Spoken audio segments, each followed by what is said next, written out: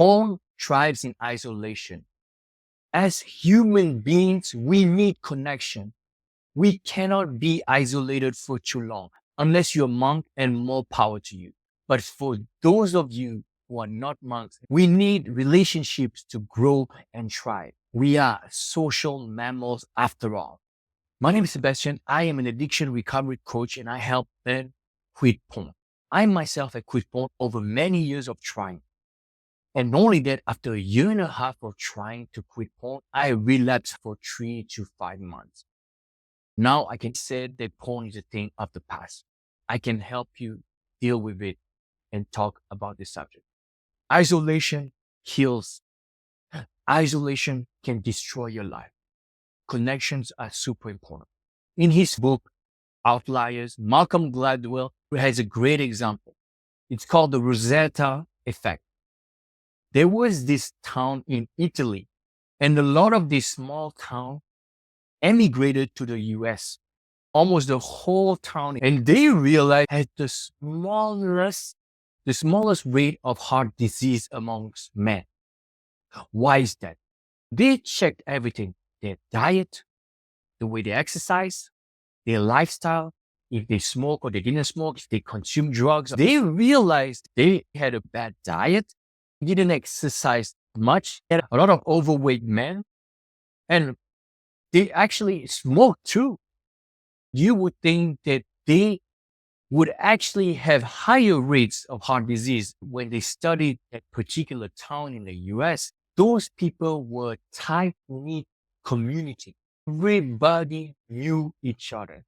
They had this kind of solidarity that is not so easy to find nowadays. The whole community would gather, ate together. They knew each other. They knew each other's story. They were helping each other. It was the kind of community you had in an Indian tribe. It was the kind of community you don't find nowadays. None of them were isolated.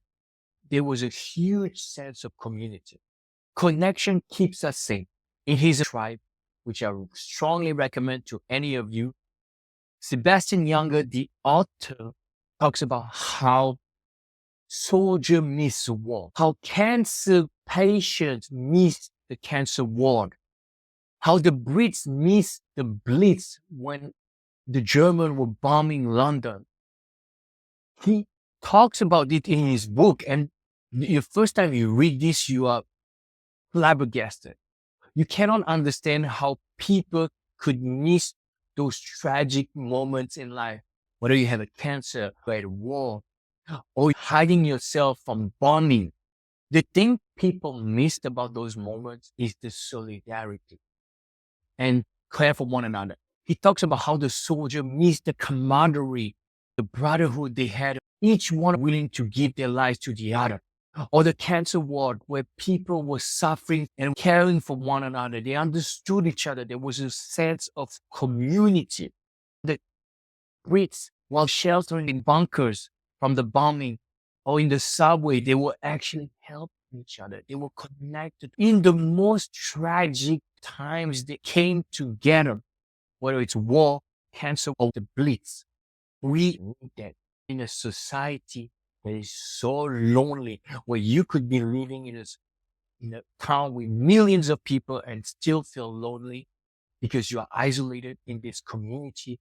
You do not have that sense of solidarity amongst each other, where your neighbor is someone you don't even know about.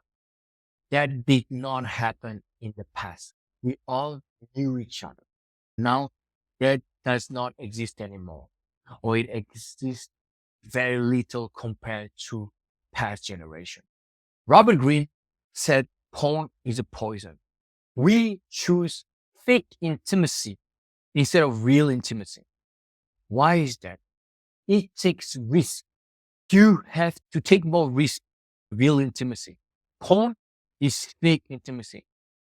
If you want to make more friends, find a lover, find a girlfriend, whatever the case might be, you need to take risks. You need to put yourself out there. Porn is an escape. If you choose porn and decide to isolate, it can bring short-term pleasure, but it can also destroy your life, isolate you, and bring depression, even suicide. By taking more risks, you are making yourself more vulnerable. This is life. Life can be hurtful. Taking a risk for intimacy can break your heart, but it can also open it. So take more risks. Quit porn. Stop isolating yourself. Don't be so afraid of the world outside. It can open your heart. It can break it every now and then. The reward of opening yourself to life is tremendous. Please do not isolate yourself. Let the world surprise you. Thank you for listening. I'm an addiction recovery coach. If you need my help, click the link in the description box below. Thank you. Now, see you soon.